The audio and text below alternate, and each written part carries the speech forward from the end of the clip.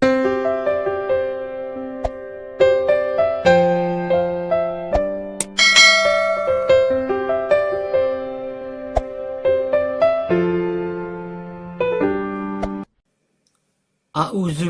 minasyaitonirrajim. Bismillahirrahmanirrahim. Assalamualaikum warahmatullahi wabarakatuh. Khutbah Arafah, khutbah terakhir Rasulullah yang menguras air mata sahabat. Rasulullah Shallallahu Alaihi Wasallam khutbah terakhir pada tahun ke-10 Hijriah. Pada tahun ke-10 sejak hijrahnya Nabi Muhammad dari Mekah ke Madinah, atau 2 tahun setelah Fatu Makkah, kaum muslimin bergerak menuju padang Arafah. Nabi dan kaumnya kemudian tiba di Namirah, sebuah desa di sebelah timur Arafah. Di desa itu telah dipasang sebuah kemah Nabi atas permintaannya. Saat matahari sudah tergelincir, Nabi berangkat lagi ke bilangan Urana. Di tempat itulah manusia dipanggilnya. Saat berada di atas unta, kemudian Nabi menyampaikan khutbah terakhirnya dengan suara lantang yang disebut sebagai khutbah Arafah. Setelah mengucapkan syukur dan puji kepada Allah dengan berhenti pada setiap anak kalimat, Rasulullah bersabda, "Wahai manusia sekalian, perhatikanlah kata-kataku ini. Aku tidak tahu kalau sudah setahun ini dalam keadaan seperti ini, tidak lagi aku akan bertemu dengan kamu sekalian. Saudara-saudara, bahwasanya darah kamu dan harta benda kamu sekalian adalah suci buat kamu. Seperti hari ini dan bulan ini yang suci, sampai datang masanya kamu sekalian menghadap Tuhan. Dan pasti kamu akan menghadap Tuhan. Pada waktu itu, kamu diminta pertanggungjawaban atas segala perbuatanmu. Ya, aku sudah menyampaikan ini."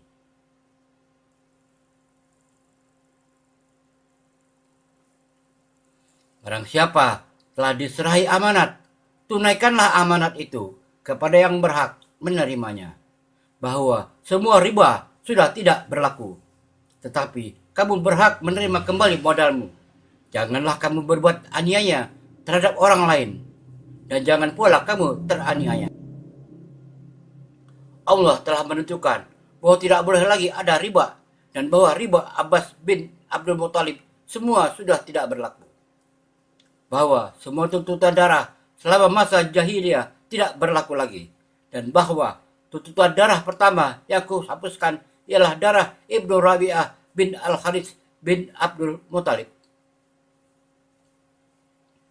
Kemudian daripada itu, saudara-saudara, hari ini nafsu setan yang minta disembah itu di negeri ini sudah putus buat selama-lamanya.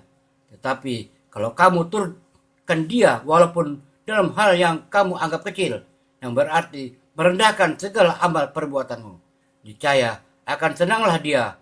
Oleh karena itu, peliharalah agamamu ini baik-baik. Saudara-saudara, menunda-nunda berlakunya larangan bulan suci berarti memperbesar kekufuran. Dengan itu, orang-orang kafir itu tersesat. Pada setahun mereka langgar, dan pada tahun yang lain mereka sucikan, untuk disesuaikan dengan jumlah yang sudah disucikan Tuhan. Kemudian mereka menghalalkan apa yang sudah diharamkan Allah, dan mengharamkan mana yang sudah dihalalkan. Zaman itu berputar sejak Allah menciptakan langit dan bumi ini. Jumlah bilangan bulan menurut Tuhan ada 12 bulan. 4 bulan diantaranya ialah bulan suci. 3 bulan berturut-turut, dan bulan Rajab itu antara bulan Jumadil Akhir dan Sya'ban. Kemudian daripada itu, saudara-saudara, sebagaimana kamu mempunyai hak atas istri kamu, juga istrimu sama mempunyai hak atas kamu. Hak kamu atas mereka ialah untuk tidak mengizinkan orang yang tidak kamu sukai menginjakkan kaki ke atas lantaimu, dan jangan sampai mereka secara jelas membawa perbuatan keji. Kalau sampai mereka melakukan semua itu, Tuhan mengizinkan kamu berpisah tempat tidur dengan mereka, dan boleh memukul mereka dengan sesuatu pukulan yang tidak sampai mengganggu. Bila mereka sudah tidak lagi melakukan itu, maka kewajiban kamulah memberi nafkah dan pakaian kepada mereka dengan sopan santun. Berlakulah baiklah terhadap istri kamu. Mereka itu kawan-kawan yang membantumu. Mereka tidak memiliki sesuatu untuk diri mereka. Kamu mengambil mereka sebagai amanat Tuhan. Dan kehormatan mereka dihalalkan buat kamu dengan nama Tuhan. Perhatikanlah kata-kataku ini, saudara-saudara. Aku sudah menyampaikan ini. Ada masalah yang sudah jelas kutinggalkan di tangan kamu. Yang jika kamu berpegang teguh, kamu tidak akan sesat selama-lamanya. Kitabullah dan sunnah Rasulullah. Wahai manusia sekalian, dengarkanlah kata-kataku ini dan perhatikan. Kamu akan mengerti bahwa setiap muslim adalah saudara buat muslim yang lain. Dan kaum muslimin semua bersaudara. Tetapi seseorang tidak dibenarkan mengambil sesuatu dari saudaranya, kecuali jika dengan senang hati diberikan kepadanya. Janganlah kamu menganiaya diri sendiri. Ya Allah, sudahkah aku sampaikan? Sementara Nabi mengucapkan itu, Rabi'ah mengulanginya kalimat demi kalimat sambil meminta kepada orang banyak itu menjaganya dengan penuh kesadaran. Nabi juga menugaskan dia supaya menanyai mereka. Misalnya, Rasulullah bertanya, "Hari apakah ini?" Mereka menjawab, "Hari Haji Akbar." Nabi berkata lagi, "Katakanlah kepada mereka bahwa darah dan harta kamu oleh Tuhan disucikan seperti hari ini yang suci sampai datang masanya kamu sekalian bertemu Tuhan." Setelah sampai pada penutup kata-katanya itu, Nabi berkata lagi, "Ya Allah, sudahkah aku sampaikan?" Mereka serentak dari segenap penjuru orang menjawab, "Ya." Lalu Nabi berkata, "Ya Allah, saksikanlah ini." Selesai Nabi menyampaikan khutbah terakhirnya itu, Nabi turun dari untanya yang bernama Al-Qaswa. Nabi masih berada di tempat itu sampai pada waktu sholat zuhur dan asar. Kemudian menaiki kembali untanya menuju Sakharat. Pada waktu itulah Nabi membacakan firman Allah kepada kaumnya, yaitu surat Al-Maidah ayat 3. Saat menerangkan ayat itu, Abu Bakar menangis dan dia merasa bahwa risalah Nabi sudah selesai dan sudah dekat pula saatnya Nabi hendak menghadap Tuhan. Surah 5 Al-Maidah ayat 3. حرمت عليكم الميتة والدم ولحم الخنزير وما أهل لغير الله به والمنخنقة والموقوذة والمتردية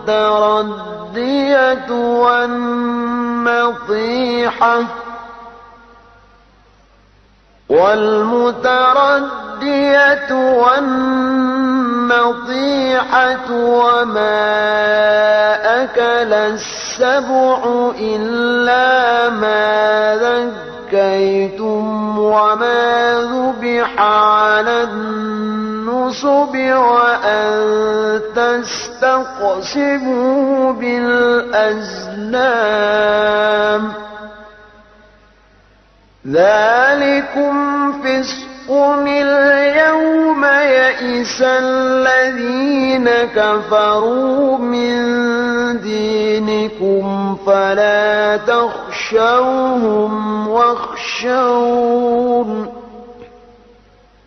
اليوم أكملت لكم دينكم وأتممت عليكم نعمتي ورضيت لكم الإسلام دينا ومن اضطر في مخمصة غير متجانف لإثم فإن الله غفور رحيم. Diharamkan bagimu memakan bangkai, darah, daging babi, daging hewan yang disembelih atas nama selain Allah, yang tercekik, yang terpukul, yang jatuh, yang ditanduk, yang diterkam binatang buas, kecuali yang sempat kamu menyembelihnya. Dan diharamkan bagimu yang disembelih untuk berhala. Dan diharamkan juga mengundi nasib dengan anak panah. Mengundi nasib dengan anak panah itu adalah kefasikan. Pada hari ini, orang-orang kafir telah putus asa untuk mengalahkan agamamu. Sebab itu, janganlah kamu takut kepada mereka, dan takutlah kepadaku.